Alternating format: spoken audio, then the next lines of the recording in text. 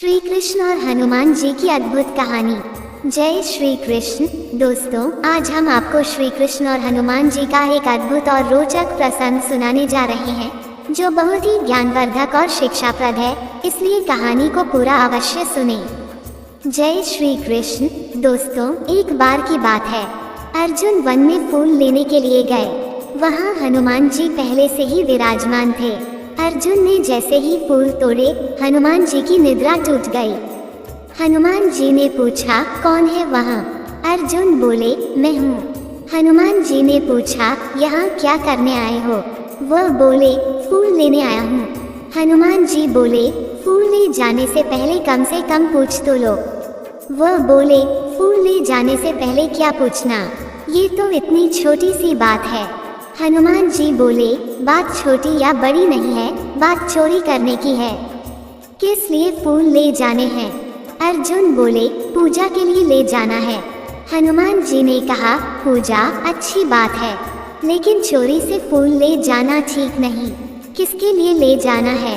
अर्जुन ने कहा, भगवान कृष्ण की पूजा के लिए। हनुमान जी हंसकर बोले, फिर ले जाओ, कोई बात नहीं। अर्जुन ने पूछा, हंसते क्यों हो? वह बोले, जिसके भगवान ही चोर हो, उसकी पूजा के लिए चोरी से फूल जाए, ठीक है, कोई बात नहीं। अब अर्जुन को बहुत गुस्सा आई कि हमारे माधव को चोर बोल दिया। अर्जुन ने क्रोध में आकर बोला, हाँ तो मुझे आपके भगवान के बारे में भी पता है। उन्होंने वानर और भालुओं से पुल बनवा दिया। बहुत बड़े महारथी है, यही उनकी ताकत है कि वो छोटे छोटे भालुओं से पुल बनवा रहे हैं। अगर इतने ही ताकतवर है तो उन्होंने बाण से पुल क्यों नहीं बना दिया? हनुमान जी ने कहा, क्या तुम बाण का पुल बना सकते हो? हाँ, बिल्कुल बना सकता हूँ।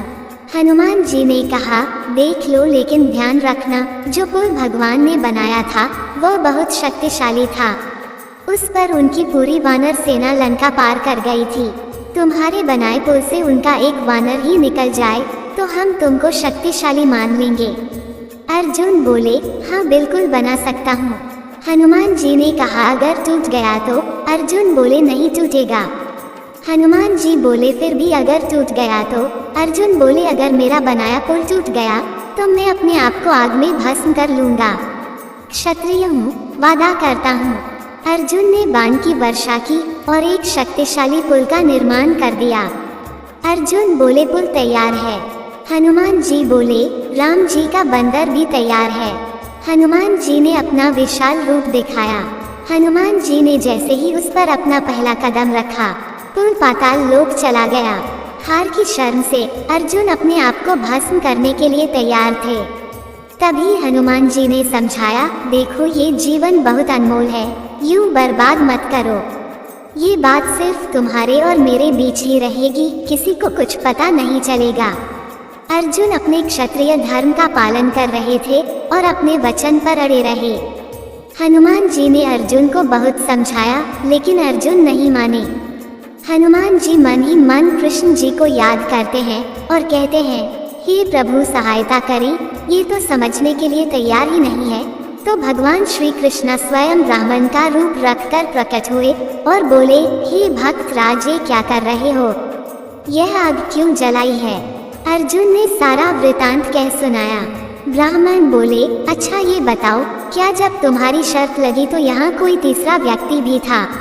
निर्णय करने वाला कोई तीसरा भी होना चाहिए। क्या तुम दोबारा पुल बना सकते हो? मैं निर्णय करूँगा। अर्जुन बोले, हाँ बिल्कुल बना सकता हूँ। अर्जुन ने पुनः पुल का निर्माण किया। हनुमान जी ने फिर से अपना विशाल रूप बनाया। भगवान ने कच्छप कछुए का रूप बनाया और पुल के नीचे जाकर बैठ गए। इस बार पुल नहीं टूटा। हनुमान जी तुरंत प्रभु की लीला समझ गए और मन ही मन मुस्कुराए और बोले, मैं तो हार गया और अर्जुन जीत गए, बताओ अब मुझे क्या करना है? बोले, प्रभु अभी नहीं, सही वक्त आने पर बताऊंगा। कहते हैं, जब महाभारत का युद्ध होने लगा तब श्री कृष्ण ने अर्जुन से कहा, अब हमें हनुमान की जरूरत है। अर्जुन बड़े ही घमंड से बोले, मैं तो नर हूँ, मुझे उस वानर की क्या आवश्यकता है? श्री कृष्ण बोले, हे अर्जुन, तुम तो नर हो, परंतु खुद नारायण को भी हनुमान जी की मदद लेनी पड़ी थी। स्वयं वासुदेव अर्जुन के साथ गए और हनुमान जी से मदद मांगी। हनुमान जी ने शर्त रखी कि वो बिना भक्ति के नहीं रह सकते। स्वयं प्रभु श्री राम युद्ध के दौरान भी अनंत ज्ञान की बातें बताते थे। वासुदेव बोले, वहाँ तो युद्ध होगा, तुम भक्ति कैसे कर पाओगे। कहते हैं हनुमान जी स्वयं ध्वज के रूप में अर्जुन के रथ पर सवार थे, इसीलिए अर्जुन के रथ का नाम कपिध्वज रखा गया। शास्त्र कहते हैं अर्जुन का तो बहाना था, भगवान श्री कृष्ण ने गीता तो हनुमान को सुनाया था। महाभारत में कर्ण और अर्जुन के रथ में टकराव होता था। कर्ण जब तीर चलाते थे तो अर्जुन का रथ हिलता नहीं था, लेकिन जब अर्जुन तीर चलाते थे तो कर्ण का रथ 3-4 कदम पीछे चला जाता था। अर्जुन बोलते थे, नीचे देखो प्रभु, हमारा रथ नहीं हिल रहा है। भगवान कहते थे, नीचे नहीं ऊपर देखो। प्रभु बोले, तुम ऊपर इसलिए हो क्योंकि तुम्हारे साथ स्वयं हनुमान जी की शक्तियाँ हैं। जब युद्ध खत्म हो गया तो श्री कृष्ण ने अर्जुन को रथ से उतारा और फिर स्वयं उतरे। फिर उन्होंने हनुमान जी को इशारा किया और जैसे ही हनुमान जी रथ से उतरे, अर्जुन का रथ धू धू कर जलने लगा और जलकर भस्म हो गया। अर्जुन को बहुत आश्चर्य हुआ। उन्होंने पूछा, ये रथ कैसे भस्म हो गया। कृष्ण जी बोले, रथ तो बहुत पहले ही भस्म हो चुका था। ये तो हनुमान जी की कृपा थी जो उन्होंने रथ को बचाए रखा था। शिक्षा, जीवन में सदैव याद रखिए, चाहे जितनी भी संपदा बना ले, खूब धन कमा ले, कभी भी अहंकार की भावना अपने अंदर मत आने देना। अहंकार ने बड़े बड़े लोगों को डुबो दिया है। अहंकार एक ऐसी चीज है जो हमें अपनी असली खोज में रोकती है और हमें अपनी सच्ची शक्ति और सामर्थ्य से दूर ले जाती है।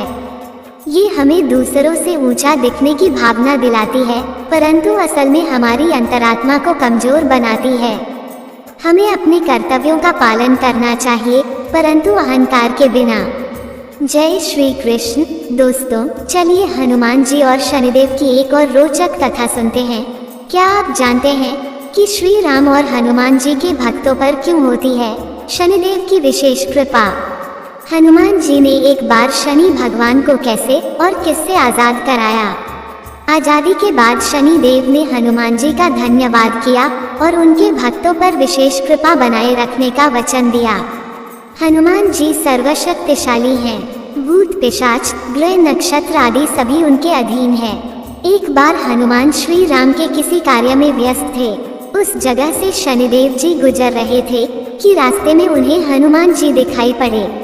अपने स्वभाव की वजह से शनिदेव जी को शरारत सूझी और वे उस राम कार्य में विघ्न डालने हनुमान जी के पास पहुंच गए।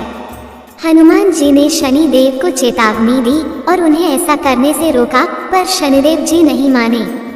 हनुमान जी ने तब शनिदेव जी को अपनी पूंछ से जकड़ लिया और फिर से राम कार्य करने लगे।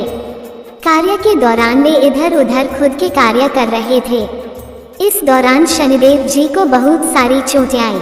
शनिदेव ने बहुत प्रयास किया, पर बालाजी की कैद से खुद को छुड़ा नहीं पाए। उन्होंने हनुमान से विनती की, पर हनुमान जी कार्य में खोए हुए थे। जब राम कार्य खत्म हुआ तब उन्हें शनिदेव जी का ख्याल आया और तब उन्होंने शनिदेव को आजाद किया। शनिदेव जी को अपनी भूल का एहसास हुआ और उन्होंने हनुमान जी से माफी मांगी कि वे कभी भी श्री राम और हनुमान जी के कार्यों में कोई विघ्न नहीं डालेंगे और श्री राम और हनुमान जी के भक्तों को उनका विशेष आशीष प्राप्त होगा। शनिदेव ने जी भगवान श्री हनुमान जी से कुछ सरसों का तेल मांगा जिसे वो अपने घावों पर लगा सके और जल्द ही चोटों से उभर सके। हनुमान जी ने उन्हें वो तेल उपलब्ध करवाया और इस तरह शनिदेव के जख्म ठीक हुए। तब शनिदेव जी ने कहा कि इस याद में जो भी भक्त शनिवार के दिन मुझ पर सरसों का तेल चढ़ाएगा उसे मेरा विशेष आशीष प्राप्त होगा। एक कथा के अनुसार अहंकारी लंकापति रावण ने शनिदेव जी को कैद कर लिया और उन्हें लंका में एक जेल में डाल दिया। जब तक हनुमान जी लंका नहीं पहुँचे तब तक शनिदेव उसी जेल में कैद रहे। जब हनुमान जी माता सीता की खोज में लंका में आए तब माँ जानकी को खोजते खोजते उन्हें भगवान शनिदेव जेल में कैद मिले। हनुमान जी ने तब शनि भगवान को आजाद कराया। आजादी के बाद उन्होंने हनुमान जी का धन्यवाद किया और उनके भक्तों पर विशेष कृपा बनाए रखने का वचन दिया। हनुमान ने शनिदेव को यहाँ फेंका था। हनुमान जी का भक्त और किसी का भक्त नहीं होता। यूं तो शनिदेव के अनेक प्रसिद्ध मंदिर हैं। उनमें से मध्य प्रदेश में ग्वालियर के निकट एंटी गांव में स्थित शनिदेव का मंदिर बहुत खास माना जाता है। मंदिर के बारे में मान्यता है कि हनुमान जी ने शनिदेव को उठाकर यहाँ फेंक दिया था। यहाँ त्रेतायुग से ही शनिदेव की प्रतिमा विराजमान है। यह इलाका शनि क्षेत्र के नाम से मशहूर है। यहाँ शनिवार को दूर दूर से श्रद्धालु आते हैं और न्याय के लिए प्रार्थना करते हैं। मान्यता है कि इस मंदिर में शनि की प्रतिमा किसी ने नहीं रखवाई, बल्कि ये आसमान से टूटकर गिरे एक उल्कापिंड से निर्मित है। खगोलविद एवं ज्योतिषियों का ऐसा मानना है कि ये मंदिर निर्जन वन में स्थापित होने के कारण इसका विशेष प्रभाव है। इस उल्कापिंड के आसपास बाद में मंदिर का निर्माण कराया गया। इस शनि मंदिर का निर्माण विक्रमादित्य ने करवाया था। बाद में कई शासकों ने इसका जीर्णोद्धार करवाया। ये भी कहा जाता है कि लंका से प्रस्थान करते समय शनिदेव ने लंका को तिरछी दृष्टि से देखा था। इसी का नतीजा था कि रावण का कुल सहित नाश हो गया। जब शनिदेव यहाँ आए तो उल्कापात जैसा प्रभाव हुआ। आज भी उस घटना का यहाँ निशान बना हुआ है। जय श्री राम, जय हनुमान, जय शनिदेव। दोस्तों,